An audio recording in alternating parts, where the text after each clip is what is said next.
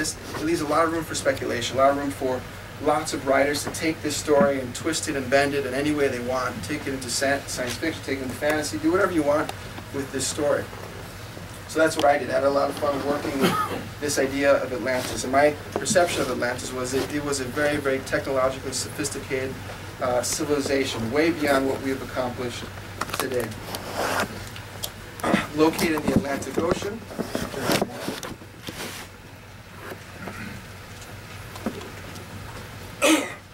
Sorry. Located in the Atlantic Ocean. And so, with this book, there's going to be 6 books in total. This is the first one. And so the overarching theme of these books, which 5 more I have to write, I started writing the second one this month, is this, look at the rise of civilization and its ultimate collapse, and then it becoming part of myth. And comparing that to our civilization today. Atlantis, technologically sophisticated, technologically advanced. It has the technological power. But how do they use that power? We in the United States have the biggest, most powerful military. But how do we use it? We're in Afghanistan, we're in Iraq. What have we done there? And some of it makes total economic sense. From an economic point of view, it makes absolute sense, and we're not doing anything any different from what's been done before by previous empires. But what does that say about us as a people, us as a civilization, and does technology really equal intelligence? How are we using our technology? Are we using it to learn and communicate and learn from other cultures? Are we using it to crush and take and exploit and destroy? So Atlantis is that. It's this very technologically sophisticated society, but it's going out, it's conquering, it's dividing, it's destroying, and it's taking, and it's taking, and it's taking. The other side of it is you have Atlantis, and then there's this other civilization called Lemuria. And there are references to this ancient civilization from other myths. And it's the complete opposite. It's this very spiritual society located in the Pacific Ocean. And the people live in small villages, and it's, from our point of view, maybe primitive technologically, but spiritually they're advanced. So here you have the opportunity of these two cultures to kind of learn from each other. The primitive taking on the technology of the more advanced, and those with the more advanced learning from the spirituality of the less primitive. And there's always that opportunity. From an anthropological point of view, when I studied anthropology, I studied tribes from Papua New Guinea, from Africa and so forth. And it was amazing to learn from them, just from reading about, hearing from a professor talking about these primitive civilizations. And one professor I had by the name of Mr. Pridgett, he spent time with a tribe in Africa. And he said that he was there, he graduated from Harvard University, he went to this small village in Africa, and these Africans were so excited, like, here's our opportunity to learn from this master from Harvard University. And so he came and he was with this tribe. He said, okay, you're here, welcome, all right. And they left him. And he was like, what am I supposed to do? I said, well, you're smart, you went to Harvard, build your own hut. I don't know how to do that. And the Africans, you don't know how to build a house? That's like the most basic thing that you need. How many of us know how to build a house? Very few. Okay, okay, they left them alone. I'm hungry. All right, go hunt and gather and cook for yourself. Well, I don't know how to cook. I don't know how to hunt, and I don't know how to get. And again, the Africans look at you went to Harvard, the best college in the United States, and you don't know how to build a house, and you don't know how to cook. So who's primitive here? It's a nice way to different perception. So he kept bringing that, and he would share stories of what he learned from them. And it's nice. Sometimes I feel like we lose touch with what's really important. Sometimes we get too caught up with materialism, and we forget what's really important. Families or friends, spending time just enjoying one cup of coffee instead of just carrying it in a cup and running around with it, just actually sitting down and having it in a ceramic cup and drinking it and just enjoying that cup of coffee for what it is. We get too caught up in the fast pace of life. So there's a lot that we can learn from these people, and there's a lot that they can learn from us. So hopefully we can move in that direction. So that's one major theme of the story. Atlantis, Lemuria, and what they can learn from each other. or will one have the power to destroy the other and do that? The second part of the story is really about what this book is about, really. It's about a boy by the name of Kieko. And Kieko is a pre-adolescent. He's hitting his adolescent age. And it's a coming-of-age story. He's wondering, what does it mean to be a man? I'm a boy about to evolve into manhood. What does that mean? And in this story, he lives in a small village in Lemuria, a fishing village. And his father is Atlantean, but his father had left him when he was a child. And the whole village is full of Lemurians. His mother is Lemurian, so he's of mixed blood. He's between two worlds. And because these people in Lemuria kind of have a resentment towards Atlantis, he's kind of an outsider. He doesn't have a father to guide him. He has a very loving mother, but he wants to kind of break away from her care and really, live up to what it becomes a man. So he's this conflicted kid.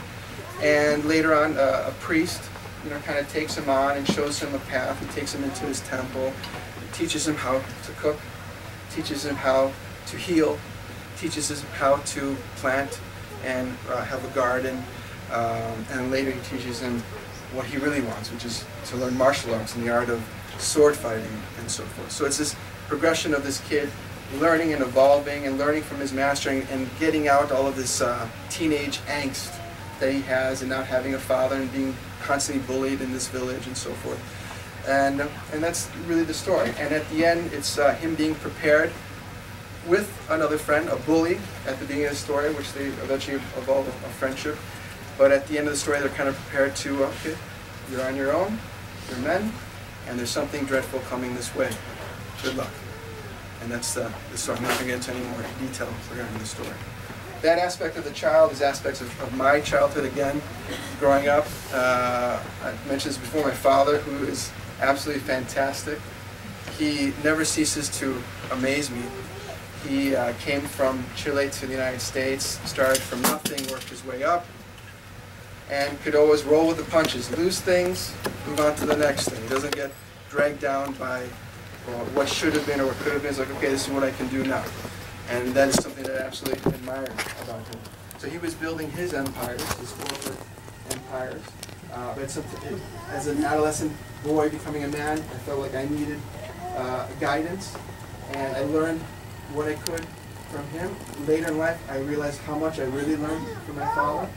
But then I tried to find my own mentors and teachers, and I found it through my drum teacher and other teachers that really took me on the spiritual path, really opening me up to the feminine aspects of myself.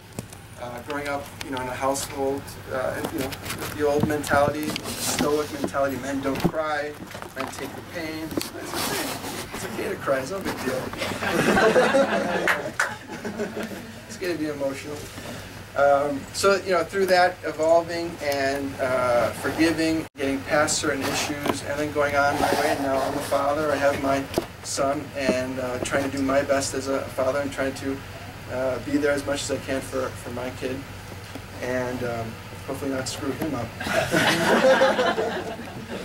And that's essentially what I would like to say. At the very end, I would like to also give some thanks to my sister and my mom, who helped coordinate this event. This is a fantastic event. I love this bookstore. This is a fantastic bookstore. And and my wife, who's not here. She sent you a big hug. Okay, she sends me a big hug. But these women in my life, they're the ones that are always pulling me out of my shell. When I finished the book, I didn't put any thought whatsoever into, okay, I've done it. How do I get it out there? And I would prefer just to sit at home and just promote online, not deal with the real world. But they organize these events. You have this event, you got to do it. You got to talk. You got to share. So that's Don't judge anything. Say again? Don't judge anything. So I'd like to thank a big thanks to my mom, my sister, my wife, my father.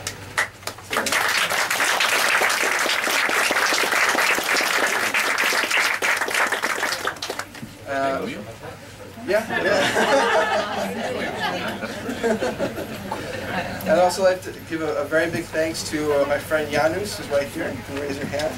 Everyone should take note of Janus, because he built my website for this book.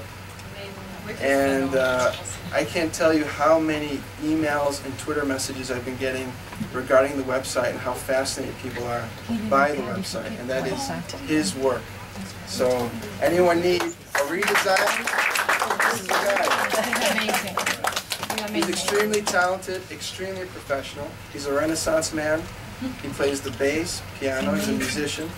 Oil paintings, portraits, interior house designs, web design, graphic design. He's right there. He's amazing. Raise your hand, raise your hand. Give us a short list. What doesn't he do? But that's the best thing, because my first passion was music.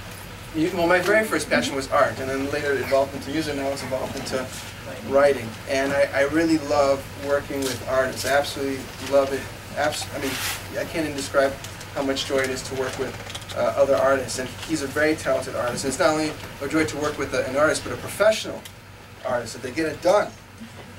And Janos is incredibly professional, and I appreciate that about him so much.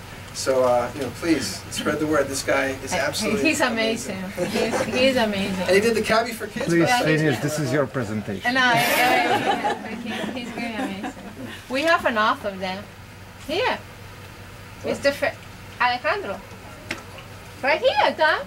Oh, yeah. I'm a producer. Yeah. And before I forget, I also want to thank a couple other people that they're not here. But since this is being filmed, I'm going to put it on YouTube. There was one student I have. I teach history, geography, and economics at International High School in Barcelona. And one student I have is Russian. It was kind of my test case for this book. Very smart kid. He builds lasers in his laboratory at home. He's kind of a mad scientist. He has a critical reading score that's off the charts in SAT. So I gave him the book, and I was worried, is he going to like it? And he absolutely loved it. And he read it in 2 days, and then he read it again. And I was reading it for a third time. And what's been great about him is that he's been so enthusiastic.